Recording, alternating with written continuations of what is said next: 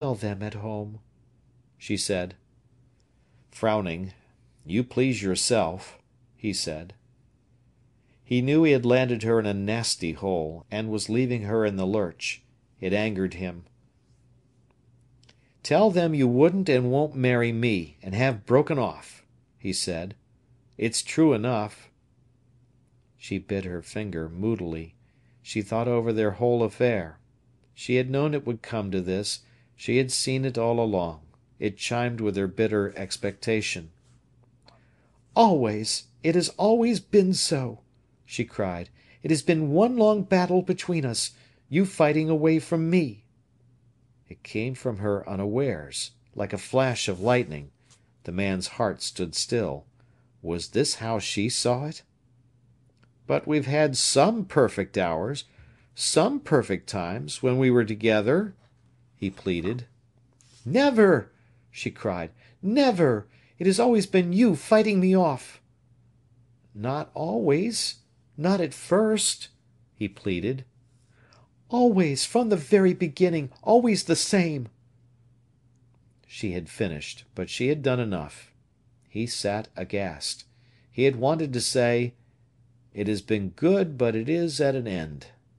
And she whose love he had believed in when he had despised himself, denied that their love had ever been love. He had always fought away from her? Then it had been monstrous. There had never been anything really between them. All the time he had been imagining something when there was nothing. And she had known. She had known so much, and had told him so little. She had known all the time. All the time this was at the bottom of her. He sat silent in bitterness. At last the whole affair appeared in a cynical aspect to him. She had really played with him, not he with her.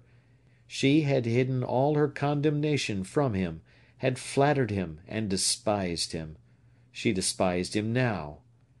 He grew intellectual and cruel. "You ought to marry a man who worships you," he said. "Then you could do as you liked with him. Plenty of men will worship you, if you get on the private side of their natures. You ought to marry one such. They would never fight you off." "Thank you," she said. "But don't advise me to marry someone else any more. You've done it before." "Very well," he said. "I will say no more." He sat still, feeling as if he had had a blow, instead of giving one. Their 8 years of friendship and love, the 8 years of his life, were nullified. "When did you think of this?" she asked. "I thought definitely on Thursday night." "I knew it was coming," she said. That pleased him bitterly. Oh, very well. If she knew, then it doesn't come as a surprise to her, he thought. "And have you said anything to Clara?" she asked. "No, but I shall tell her now." There was a silence. "Do you remember the things you said this time last year, in my grandmother's house? Nay, last month even." "Yes," he said, "I do, and I meant them. I can't help that it's failed." "It has failed because you want something else." "It would have failed whether or not. You never believed in me." She laughed strangely. He sat in silence. He was full of a feeling that she had deceived him. She had despised him when he thought she worshipped him. She had let him say wrong things, and had not contradicted him. She had let him fight alone. But it stuck in his throat that she had despised him whilst he thought she worshipped him. She should have told him when she found fault with him. She had not played fair. He hated her. All these years she had treated him as if he were a hero, and thought of him secretly as an infant, a foolish child. Then why had she left the foolish child to his folly? His heart was hard against her. She sat full of bitterness. She had known. Oh, well, she had known. All the time he was away from her, she had summed him up, seen his littleness, his meanness, and his folly. Even she had guarded her soul against him. She was not overthrown, not prostrated, not even much hurt. She had known. Only why, as he sat there, had he still this strange dominance over her? His very movements fascinated her as if she were hypnotized by him. Yet he was despicable, false, inconsistent, and mean. Why this bondage for her? Why was it the movement of his arm stirred her as nothing else in the world could? Why was she fastened to him? Why, even now, if he looked at her and commanded her, would she have to obey? She would obey him in his trifling commands. But once he was obeyed, then she had him in her power, she knew, to lead him where she would. She was sure of herself. Only, this new influence. Ah, he was not a man. He was a baby that cries for the newest toy. And all the attachment of his soul would not keep him. Very well, he would have to go. But he would come back when he had tired of his new sensation. He hacked at the earth till she was fretted to death. She rose. He sat flinging lumps of earth in the stream. "We will go and have tea here?" he asked. "Yes," she answered. They chatted over irrelevant subjects during tea. He held forth on the love of ornament. The cottage parlour moved him thereto, and its connection with aesthetics. She was cold and quiet. As they walked home, she asked, "And we shall not see each other?" "No, or rarely," he answered. "Nor write?" she asked, almost sarcastically. "As you will," he answered. "We're not strangers, never should be, whatever happened. I will write to you now and again. You please yourself."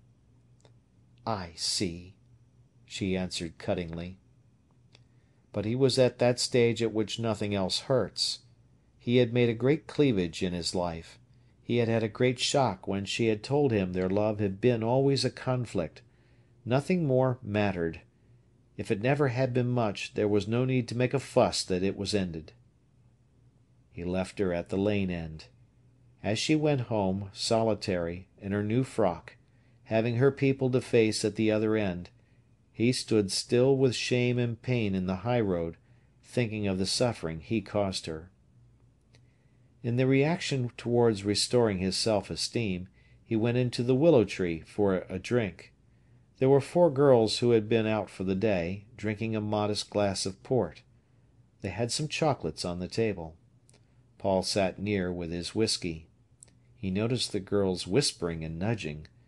Presently one, a bonny dark hussy, leaned to him and said, "Have a chocolate?" The others laughed loudly at her impudence. "All right," said Paul. "Give me a hard one.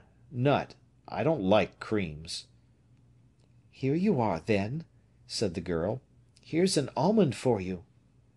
She held the sweet between her fingers. He opened his mouth. She popped it in and blushed. "You are nice," he said. "Well," she answered, "we thought you looked overcast, and they dared me offer you a chocolate." "I don't mind if I have another sort," he said. And presently they were all laughing together. It was 9 o'clock when he got home, falling dark. He entered the house in silence. His mother, who had been waiting, rose anxiously. "I told her," he said. "I'm glad," replied the mother, with great relief. He hung up his cap wearily. "I said we'd have done all together," he said. "That's right, my son," said the mother. "It's hard for her now, but best in the long run. I know. You weren't suited for her." He laughed shakily as he sat down. "I've had such a lark with some girls in a pub," he said. His mother looked at him. He had forgotten Miriam now. He told her about the girls in the willow tree. Mrs. Morel looked at him. It seemed unreal, his gaiety. At the back of it was too much horror and misery. "Now have some supper," she said very gently. Afterwards, he said wistfully, She never